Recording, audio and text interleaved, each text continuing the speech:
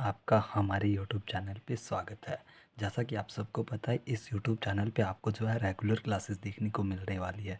इस चैनल पे हमने जो है पॉलिटिकल साइंस अभी माइनर सब्जेक्ट का पढ़ाना शुरू किया है और पिछले 2 वीडियो आपने देखे थे, उसमें जो है हमने 2 टॉपिक डिस्कस किया है। पहला जो है किताब हमने वहाँ पे लिया थीम्स इन कॉम्पेरेटिव पॉलिटिकल थ्योरी POLS 301, उसका कोर्स टाइटल है, कोर्स कोड है।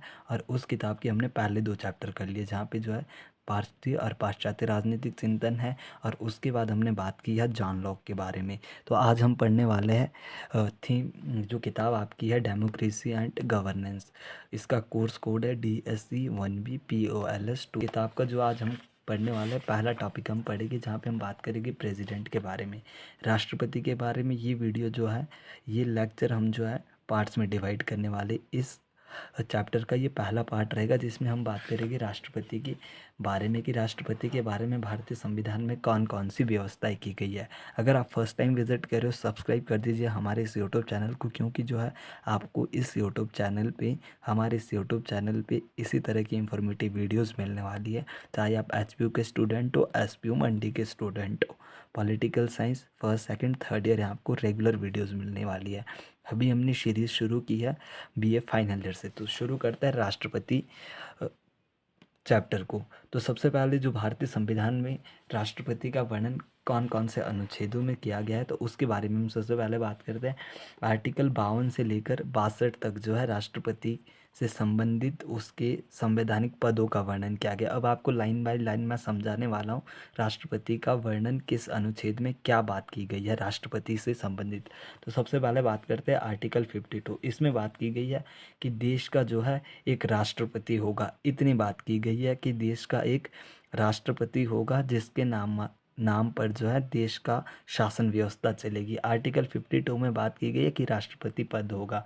आर्टिकल 53 में क्या बात की गई है, राष्ट्रपति कार्यपालिका का मुखिया है और उसकी शक्तियों के बारे में। राष्ट्रपति क्या है, कार्यपालिका का मुखिया है, जहाँ पे राष्ट्रपति की अलग अलग शक्तियों का वर्णन किया गया है। उसको हम आगे डिस्कस करने वाले। कार्यकारी शक्तियाँ, वैधानिक शक्तियाँ, न्यायिक शक्तियाँ, वित्तीय शक्तियाँ और अन्य शक्तियाँ उसे जो दी जाती है वो बात की जाती है आर्टिकल 53 में।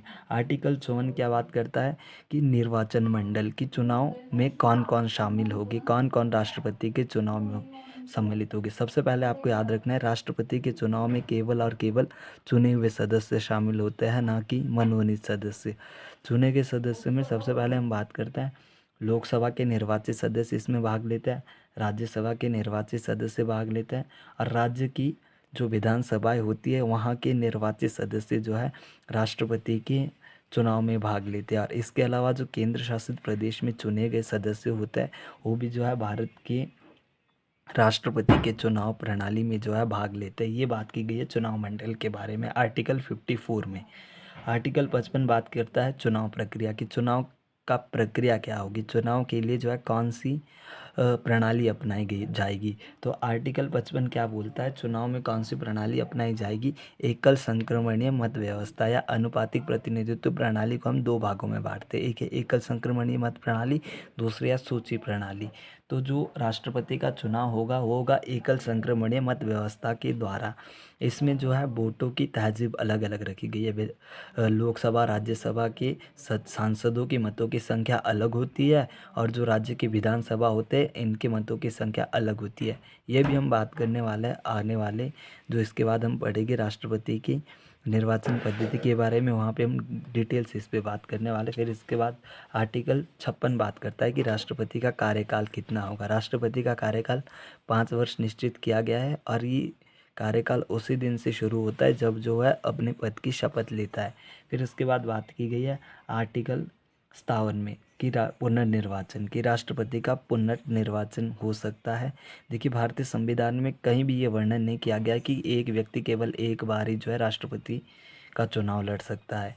तो इस संबंध में कहीं भी ये नहीं लिखा है कि एक व्यक्ति केवल एक ही बार राष्ट्रपति बन सकता है, राष्ट्रपति रिपीट भी हो सकता है। फिर इसके बाद बात की गई है आर्टिकल 58 में। आर्टिकल 58 बात करता है योग्यता के बारे में। योग्यता में कुछ मेजर चीज़ें आपको मैं यहाँ बता रहा हूँ, आपको नोट कर लेनी है। पहला हो गया भारत का नागरिक होना चाहिए। दूसरा है वो जो है सरकार के किसी भी पद पर आसीन नहीं होना चाहिए। तीसरी योग्यता क्या बात की गई है कि जो राष्ट्रपति है वो लोकसभा का सदस्य बनने की योग्यताएं रखता हो। ये 3 चीज़ें आपको मेन इसमें याद रखनी है। फिर इसके बाद बात की गई है आर्टिकल 59 या आर्टिकल 59। इसमें पद की शर्तों के बारे में बात की गई है। शर्तें क्या है? पहला है कि वो किसी संवैधानिक पद पे आसीन नहीं होना चाहिए। दूसरा है कि उसका जो नामांकन पत्र है वो कम से कम 50 सदस्यों द्वारा अनुमोदित और 50 सदस्यों द्वारा उसका जो नामांकन पत्र है वो समर्थित होना चाहिए। और एक आवश्यक शर्त इसमें बात की गई है कि जब राष्ट्रपति के लिए व्यक्ति आवेदन करता है, अपना नामांकन पत्र भरता है, तो उस समय जो है जमानत के रूप में लगभग 15,000 की राशि जमा करवाने उसके लिए पद की शर्त के रूप में अनिवार्य माना गया है। फिर आर्टिकल 60 बात करता है शपथ की। राष्ट्रपति शपथ लेगा, उसे शपथ कौन दिलवाएगा ये आपको याद रख लेना है। उसे शपथ दिलाते हैं सर्वोच्च न्यायालय के मुख्य न्यायाधीश। फिर इसके बाद बात की जाती है आर्टिकल 61 के बारे में, महाभियोग की स्थिति कि राष्ट्रपति के विरुद्ध महाभियोग लाया जा सकता है, इम्पीचमेंट जिसे कहते हैं। महाभियोग की प्रक्रिया किस देश के संविधान से ली गई है ये आपको बताना है कमेंट में, क्योंकि प्रीवियस क्लासेस में आपने ये पढ़ा है जब आप फर्स्ट ईयर सेकंड ईयर में, वहाँ पे ये आपको देखने को मिलता था। महाभियोग क्या होता है कि एक ऐसी पद्धति है जिसके द्वारा राष्ट्रपति को उसके पद से हटाया जा सकता है। महाभियोग में हम डिटेल में आगे डिस्कस करने वाले हैं। यहाँ पे मैं आपको बता देता हूँ, महाभियोग 14 दिन की पूर्व स्वीकृति से जो है सूचित किया जाता है, किसी भी सदन में ये पेश किया जाता है महाभियोग। वहाँ पे क्या होता है, कुल सदस्य के 1/4 हस्ताक्षर होते हैं। जैसे ही ये 14 दिन के बाद सदन में पेश हो जाएगा, एक सदन में पास होने के बाद उसे दूसरे सदन में भेजा जाएगा। अगर दूसरे सदन में भी पास होता है, इसके बाद भी जो है राष्ट्रपति के पास अपनी सफाई देने के लिए उसे अधिकार है कि वो इसके महाभियोग पास होने के बावजूद भी किसी सांसद द्वारा या स्वयं खुद को जो है निर्दोष साबित करने का उसे अधिकार है। फिर लास्ट में बात की गई है पद रिक्त होने की स्थिति में। अगर राष्ट्रपति के पद पर जो है, अगर राष्ट्रपति के पद किसी कारणवश खाली हो जाए, ऐसी स्थिति में उपराष्ट्रपति जो है राष्ट्रपति का पद संभालता है।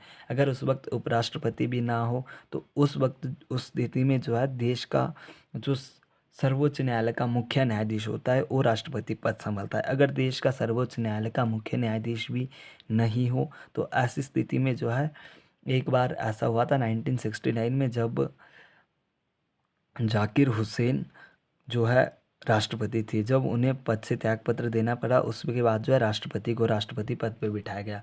उस वक्त वीवी गिरी राष्ट्रपति थे। जब वीवी गिरी की जो है उपराष्ट्रपति पद की सदस्यता किसी कारणवश समाप्त हो गई तो उन्हें जो है राष्ट्रपति पद से भी हटा दिया गया। और ऐसी स्थिति में किसी राष्ट्रपति का कार्यभार सौंपा गया, वो सौंपा गया था हिदायतुल्लाह साहब को। ये आपको याद रखना है, एमसीक्यूज़ में आपसे पूछ सकता है। एसपीयू मंडी में एमसीक्यूज़ आते हैं, एचपीयू यूनिवर्सिटी में कोई भी एमसीक्यूज़ नहीं आते। तो आपको अपनी preparation according to examination pattern करनी है। तो संवैधानिक मान्यताओं के बारे में बात की करता है। सबसे पहले योग्यता है, मैंने बात कर दी, भारत का नागरिक हो, 35 वर्ष की उसकी आयु होनी चाहिए, केंद्र या राज्य सरकार के किसी भी लाभदायक पद पे नहीं होना चाहिए, योग्यता उसकी जो है लोकसभा का सदस्य बनने की होनी चाहिए। फिर इसके बाद हम बात करते हैं उसका कार्यकाल। जो हमने पीछे बात की, कार्यकाल 5 वर्ष निश्चित किया गया। राष्ट्रपति का पद खाली होने की स्थिति में उपराष्ट्रपति बनता है। फिर हमने यहाँ पे बात की है कि अगर उपराष्ट्रपति का पद भी रिक्त हो तो उपराष्ट्रपति के पद रिक्त होने के बाद जो सर्वोच्च न्यायालय का मुख्य न्यायाधीश बनता है हिदायतुल्लाह। ये मैंने आपको अभी बताया पीछे, तो ये आपको ध्यान से नोट कर लेना है। जब आपसे पूछा जाएगा कि क्वेश्चन क्या आएगा कि राष्ट्रपति के पद के संदर्भ में जो है सामान्य व्यवस्थाओं का वर्णन करना है, तो आपको ये सारे आर्टिकल लिखना है। राष्ट्रपति के पद के बारे में जो सामान्य व्यवस्थाओं का वर्णन किया गया है उसमें आपको ये सब बताना है। तो आगे यहाँ पे हम बात कर रहे हैं, फिर ये भी हमने पढ़ लिया कि अगर उपराष्ट्रपति ना होगा तो ऐसी स्थिति में क्या होगा। फिर यहाँ पे बात की हमने पुनर्निर्वाचन आर्टिकल 57 में। इस विषय में जो है भारत का संविधान मुख्य है। भारतीय संविधान में ऐसा कहीं भी नहीं लिखा है कि एक व्यक्ति केवल राष्ट्रपति पद के लिए एक ही बार चुनाव लड़ सकता है। फिर यहाँ पे वेतन और भत्ते की बात करते हैं। 5 लाख जो है उन्हें मासिक वेतन मिलता है राष्ट्रपति जी को। और इसके अलावा जो सुविधाएं उन्हें मिलती है, जैसे निवास स्थान हो गया, उनका जो है कहीं आना जाना, ऐसी स्थिति में जो है उन्हें अलग से वेतन या अलग से वेतन की 7 भत्ते मिलता है। फिर यहाँ पे बात करता है उपराष्ट्रपति को पद की राष्ट्रपति को पद के हटाने की प्रक्रिया।